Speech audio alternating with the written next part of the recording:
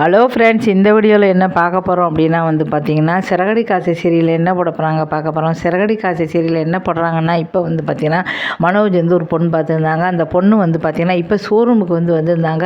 இப்போ பார்த்திங்கன்னா 4 தடவை என் கல்யாணம் நின்று போச்சுங்க அப்படின்னு சொல்லி, என்னது 4 தடவையா அப்படிங்கிறாங்க. சரி, என்ன காரணம்? நாங்கள் முதல் தடவை பார்க்கும்போது அவங்க அம்மா இறந்துட்டாங்க, 2வது தடவை பார்க்கும்போது அவங்க அப்பா இறந்துட்டாங்க, 3வது தடவை பார்க்கும்போது அம்மாவும் இறந்துட்டாங்க, அப்பாவும் இறந்துட்டாங்க, 4வது தடவை என்னது கேட்குறேன், 4வது தடவை குடும்பமே இறந்து போச்சுங்கிறாங்க. இதை பார்த்தோன்னா மனோஜ் அப்படியே அதிர்ச்சி ஆகிட்டார். என்னது? ஆமாங்க, அதனால் ராசி இல்லாதவங்கன்னு சொல்கிறாங்கங்க. ஐயோ, இப்போ நம்மளே ராசிலாம் இவ்வளோ பேர் கல்யாணம் பண்ணி நம்ம எல்லா குடும்பத்தை உயிரோடு இருக்கோமோ இல்லை போய் சேர்றோமோ தெரியல சொல்லி பயந்து போய், இல்லைங்க நான் அப்புறமா யோசிச்சு சொல்கிறேங்க அப்படின்னு சொல்லிடுறேன். என்னங்க பயந்துட்டீங்களா? இல்லைங்க யோசிச்சு சொல்கிறேன்னு சொல்லி கழட்டி விட்டுறாரு. ஐயோ நமக்கு பயமாலாம் இருக்குது அப்படின்னு சொல்கிறாரு. அதே சமயம் இங்கே வீட்டுக்கு வந்துடுறாரு. வீட்டுக்கு வந்துட்டு போலீஸ்காரங்களாம் வீட்டுக்கு வராங்க. உடனே முத்து மீனா பயந்துடுறாங்க. அங்கே முத்து மீனா பார்த்திங்கன்னா இப்போ எல்லாருக்குமே விருந்து கொடுக்குறாங்க. அத்தனை பேரும் சந்தோஷமாக விருந்து சாப்பிட்டுக்கிட்டு இருக்காங்க. அப்போ போலீஸ்காரங்க உடனே பயப்படுறாங்க. போலீஸ்காரங்க வீட்டுக்கு வந்தால் ஏன் பயப்படுறீங்க அப்படின்னு சொல்கிறாங்க. முத்து மீனா பெரிய திருட்டை கண்டுபிடிச்சிருக்காங்க. அவங்களுக்கு அதனால் தங்க நாணயம் கொடுக்க வந்திருக்கோம் சொல்லி தங்க நாணயம் பரிசாலாம் கொடுத்து பாராட்டிட்டு போகிறாங்க.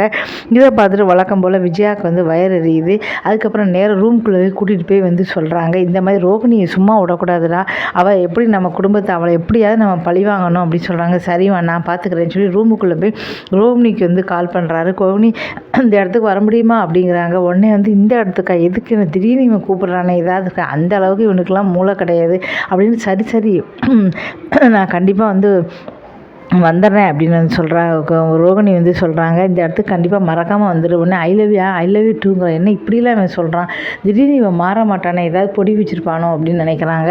இப்போ விஜயாவும் மனோஜ்க்கு எப்படி இவங்களை ரோகிணியை சிக்க வைக்க போகிறாங்க அப்படின்னு தெரியல. இதுக்கப்புறம் பார்த்தீங்கன்னா கண்டிப்பாக மறக்காமல் வந்துட்டு சொல்லி வச்சுருந்தாங்க.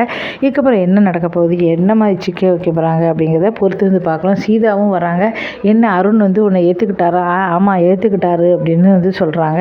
இதுக்கப்புறம் என்ன நடக்க போகுதுன்னு பார்க்கலாம்.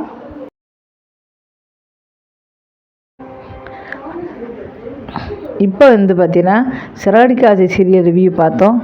இதுக்கு அடுத்து கண்மணி அன்போட ரிவ்யூ பார்க்க போகிறோம். அதில் என்னாச்சுன்னா, இப்போ அன்பும் கண்மணியும் ஒரு வழியாக சேர்ந்தாங்க. இப்போ பாட்டினால் பார்த்திங்கன்னா இப்போ 2 பேருமே பிரிஞ்சு போயிட்டாங்க. இப்போ பிரிஞ்சு போனதால் அன்பு கொஞ்சம் கொஞ்சமாக வளர்ந்துட்டாங்க. அவங்க ஃப்ரெண்டு பார்த்திங்கன்னா பிரியாணி பண்ணுறாங்க. ஒரே மிட்நைட் பிரியாணி சொல்லி ஒரு பக்கம் இடியாப்பம் ஐடிலலாம் ஆர்டர் வந்திருக்கு. இன்னொரு பக்கம் பார்த்திங்கன்னா தெருவாக விற்றுக்கிட்டு இருக்காங்க. வண்டியெல்லாம் வாங்கிட்டாங்க. இன்னொரு பக்கம் பார்த்திங்கன்னா பிரியாணி போடுறாங்க. இப்படி கொஞ்சம் கொஞ்சமாக முன்னேறி வந்துகிட்டு இருக்காங்க. அதே சமயம் அன்பு பார்த்திங்கன்னா கொஞ்சமாக பின்னேக்கு வந்துட்டுருக்காரு. அவர் சாப்பாடு நல்லாவே இல்லை சொல்லி எல்லா ஆர்டரும் வேகமாக கேன்சல் ஆகிட்டுருக்காங்க. எல்லாத்துக்கும் காரணம் அன்பு தான் அப்படின்னு வீட்டில் குறை சொல்லிகிட்டு இருக்காங்க. கண்மணி ஒரு பக்கம் வளர்கிறாங்கன்னா இவங்க ஒரு பக்கம் வேகமாக கீழே இறங்கி வந்துக்கிட்டு இருக்காங்க. இப்படி தான் இங்கே போய்கிட்டு இருக்கு. எப்படியாவது நானும் பார்த்தீங்கன்னா உங்களை மாதிரி ஒரு பெரிய கோடீஸ்வரனா வருவேன் அப்படின்னு கண்மணி சொல்லியிருக்காங்க. அவங்க சொன்ன மாதிரியே கண்டிப்பாக வந்துடுவாங்க போல இருக்குது.